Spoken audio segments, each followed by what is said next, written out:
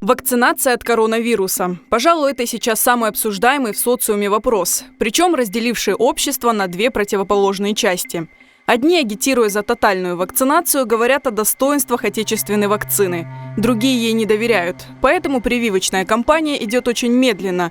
Вакцинировалось меньше 15% населения. Возможно, многие избегают прививки, потому что боятся, что ее последствия серьезнее, чем у болезни. При этом в соцсетях и на уровне частного общения распространяется множество недостоверной информации, основанной на слухах и предположениях в вопросе вакцинации от COVID-19. В первую очередь многих людей беспокоят такие вопросы. Является ли вакцинация от COVID-19 обязательной для всех граждан? Могут ли уволить работника, который отказался от вакцинации? Чтобы узнать ответы на эти и другие вопросы, обратимся к нашим юристам. Является ли вакцинация обязательной? Этот вопрос действительно волнует многих работающих людей. И возник он после того, как во многих регионах страны местная власть ввела режим обязательной вакцинации. Но надо знать, по общему правилу вакцинация является делом сугубо добровольным. Граждане при осуществлении иммунопрофилактики имеют право на отказ от профилактических прививок. И тем не менее, отказ от прививки может являться основанием для отказа в приеме на работу, либо же основанием для отстранения от работы, если ваша профессиональная деятельность связана с высоким риском заболевания. Это прежде всего оздоровительные учреждения и образовательные организации. Существует и утвержденный правительством перечень работ, требующих обязательной вакцинации. Перечень работ, которые требуют обязательного проведения профилактических прививок на территориях, неблагополучных по инфекциям, общим для человека и животных.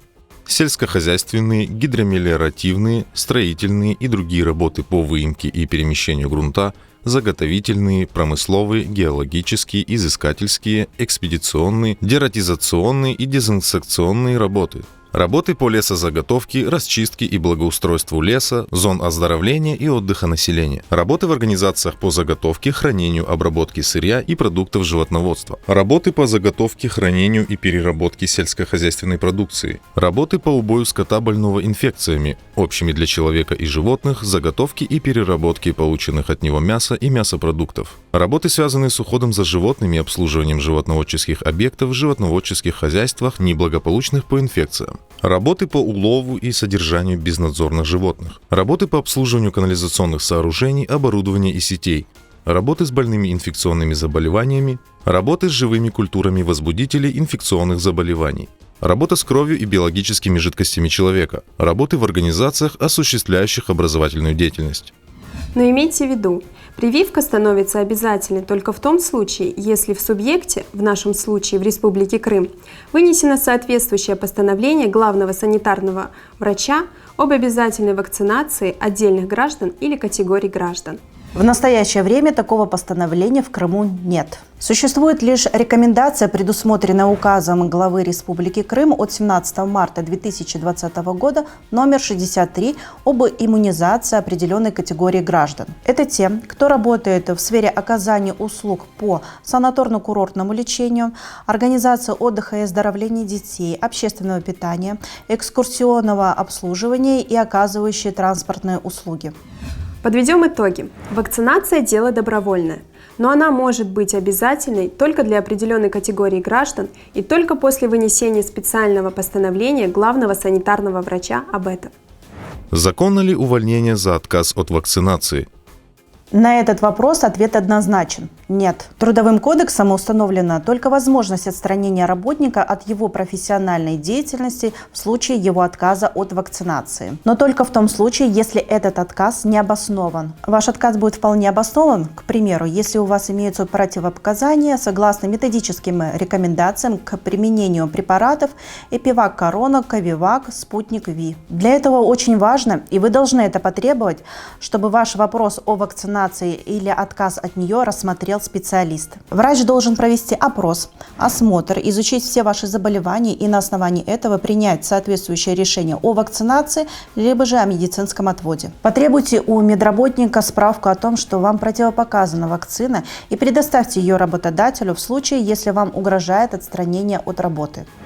На что можно рассчитывать при осложнениях здоровья после вакцинации? По официальной статистике осложнений после вакцинации отечественными препаратами практически не возникает. Но если это все-таки произойдет, важно знать, как защитить свои права, чтобы потребовать от государства компенсаций за ущерб здоровью. Если у вас возникли осложнения после вакцины, вам необходимо в первую очередь обратиться в медицинское учреждение, на осмотре сообщить врачу о своих симптомах и потребовать, чтобы данную информацию занесли в медицинскую карту. После этого медицинское учреждение должно провести лабораторные исследования и направить полученную информацию в Роспотребнадзор и в Росздравнадзор для исследования партии вакцины, от которой был привит потерпевший. Закон об иммунопрофилактике инфекционных болезней предусматривает компенсации за осложнения после вакцинации. При возникновении поствакцинальных осложнений граждане имеют право на получение государственных единовременных пособий, ежемесячных денежных компенсаций, пособий по временной нетрудоспособности. И хотя эти выплаты незначительны, но пострадавшим они пригодятся для дальнейшего лечения.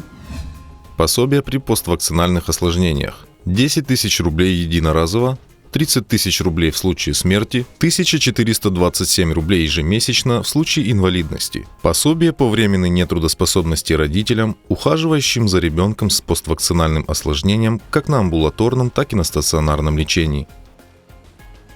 Знайте свои права и умейте их защищать.